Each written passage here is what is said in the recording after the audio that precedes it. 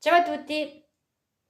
Con questo gran caldo è giunto il momento di tirar fuori i miei capellini. Mm. Sono comodi perché proteggono dal sole e sono anche molto graziosi.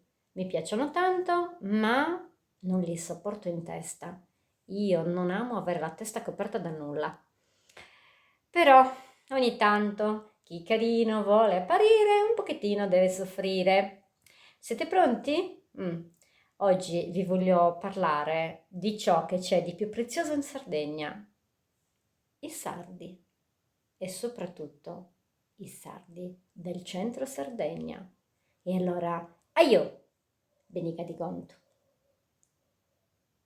È quell'isola magica che possiede tutto, le montagne con la neve, le spiagge più belle del mondo, ma soprattutto la sua gente e l'ospitalità del suo interno. Tutti i miei amici, che negli anni ho avuto la possibilità e l'onore di poter ospitare a casa, sanno che se vogliono vedere la vera Sardegna devono andare nel suo entroterra, perché il vero sardo, quello che ha mantenuto il DNA più autentico, si trova tra le montagne più impervie, quello che anche se non è andato a fare la spesa, se arriva l'ospite non dice che facciamo, no, apre la dispensa, tira fuori prosciutto e formaggio, pane fragrante e qualcosa sulla tavola arriva sempre, non può mancare un buon vino e tanta allegria. E come diciamo al mio paese, se non altro, Carabella e Fogu non si nega a nessuno. Questo è un modo di dire che ho imparato quando sono stata, quando ho partecipato a Sardegna Canta.